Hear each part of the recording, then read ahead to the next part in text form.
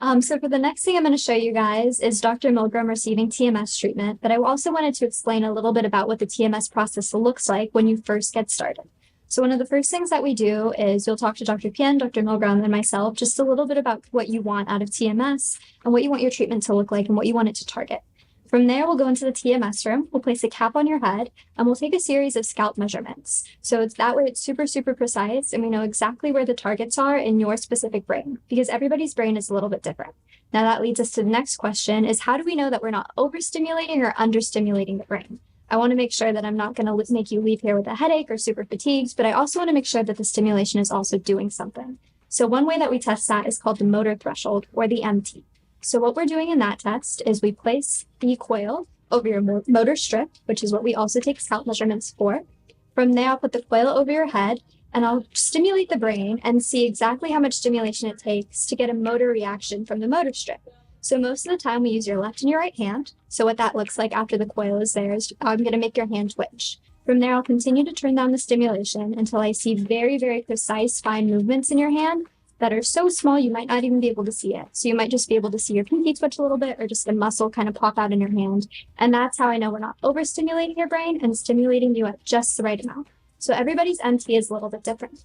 From there, we'll put together your customized protocol, depending on what your diagnosis is. That depends on how many targets there are and the duration of treatment. The treatment is never longer than an hour. And like Dr. Milgram said, it's painless, but of course we'll show you that too. From there, once you finish treatment, we'll take the cap off of your head and you can still resume daily life. So you're not going to be too tired to drive. You can drive home by yourself. If you go to the gym every day, you can still go to the gym every day. You might have a little bit of a headache or maybe some scalp sensitivity, but that's the worst that it will ever be. And from there, your TMS treatment is all done. The sessions vary. You can go anywhere from 30 to 40 sessions for maximum efficacy. But like I said before, you can do anywhere from 1 to 10 sessions per day. Okay, so now Faith will be putting on my cap, which has marked on it the neural map of my brain. So that's already been done. And look at that cap on. So the different points and spots and wiggles and squiggles on the cap represent different sections of my skull, which correspond very specifically to different components of my brain. For the first target, we're going to be stimulating his right dorsolateral prefrontal cortex. So that is responsible for your working memory and also some emotional regulation as well. And we're going to get started at a fairly low intensity just to get him used to how it's feeling, and then we'll slowly titrate up. And me as the patient will indicate to her that I want more energy.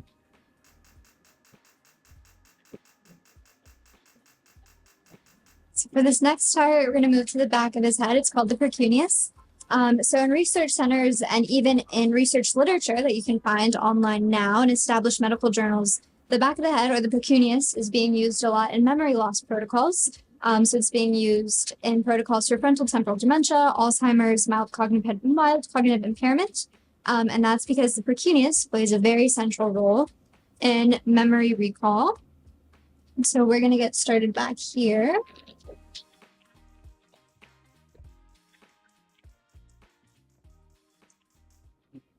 And this one goes for about 5. So this is the location of the tumor. Again, this was an intradural tumor, which means it actually was within the spinal cord itself, which makes it very difficult to get at.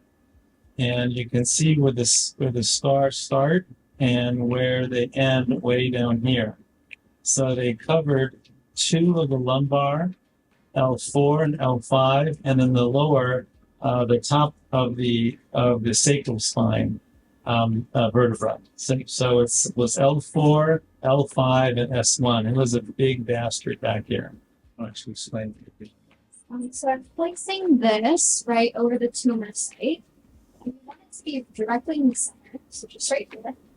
And because this protocol is designed for his spine and his lower back, it's already pre-programmed into our machine, actually. So this is how we have to place the coil. I'm just placing this coil here to kind of keep this stable and keep it in place, but I'll check it as we go throughout. And we'll get started in 3, 2, 1.